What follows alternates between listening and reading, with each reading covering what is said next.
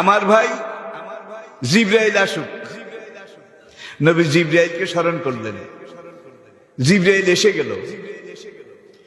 এসে যাওয়ার পরে নবীজি বললেন, ইয়া আখি জিবরাইল। ভাই জিবরাইল, আজরাইল বলে সবচেয়ে আস্তে হাত দিছে, কিন্তু আমার যে কি অবস্থা হয়েছে আমি বুঝি। সবচেয়ে আস্তের এই অবস্থা, আর যাদের বুকের উপরে চড়ে বসে টেনে হিসে নিয়ে যাবে তাদের কি অবস্থা হবে? ভাই এখন এই অবস্থা সাকরাতুল মউত, মৃত্যু যন্ত্রণা আজরাইল যদি দেয়, শয়তান সেই মুহূর্তে সেখানে এসে আমার সবগুলো উম্মতকে বেঈমান করে দেবে। তাদের কি উপায় হবে? নবীজির ফরিয়াদ, দরখাস্ত জিবরাইল আল্লাহর কাছে পৌঁছালেন। সময় লাগে না কিন্তু। দেন এন্ড দেয়ার, দেন এন্ড দেয়ার। জিবরাইল নবীজির সব কথা আল্লাহকে বললেন।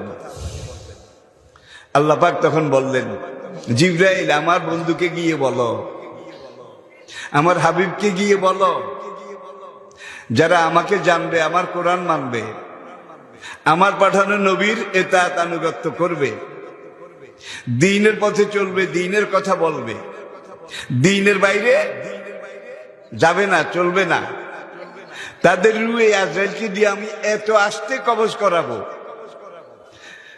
মা যখন তার দুধের সন্তানটাকে বুকে নিয়ে স্তনের বোঁটাটা তার মুখে দিয়ে তাকে দুধ পান করানো শুরু করে, বাচ্চাটা চুকচুক চুকচুক করে মায়ের স্তন চুষে চুষে যখন দুধ পান করে, ঢোক ঢোক করে গিলে, তখন মায়ের ভিতরে একটা স্নেহ সমুদ্র উদ্বেলিত হয়।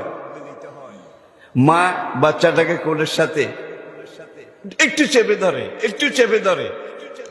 ব্যথা পাওয়ার জন্য না আদর করার জন্য? ব্যথা পাওয়ার জন্য না আদর করার জন্য? সাইকোলজি বুঝার চেষ্টা করুন। আমি বুড়ো মানুষ, বেশিক্ষণ কথা বলতে পারবো না ইনশাআল্লাহ। নাসিরউদ্দিন হেলালি সাহেব খুব কাছে এসে গেছেন। জিবরাইল এসে বললেন, আমার আল্লাহ পাক বলেছেন, যারা নামাজি, রাজা, দিনদার, যারা ইমানদার, যারা সাহেবে কোরআন, সাহেবে দিন, তাদের রুটা মা ওই বাচ্চার মুখে দুধের বোঁটা দিয়ে যখন দুধ পান করানো শুরু করে, বাচ্চা চুকচুক চুকচুক করে মায়ের স্তন বোঁটাটা চুষে চুষে দুধ খায়, মা তাকে এইভাবে আলগোছে বুকের সাথে একটু চেপে ধরে। আপনার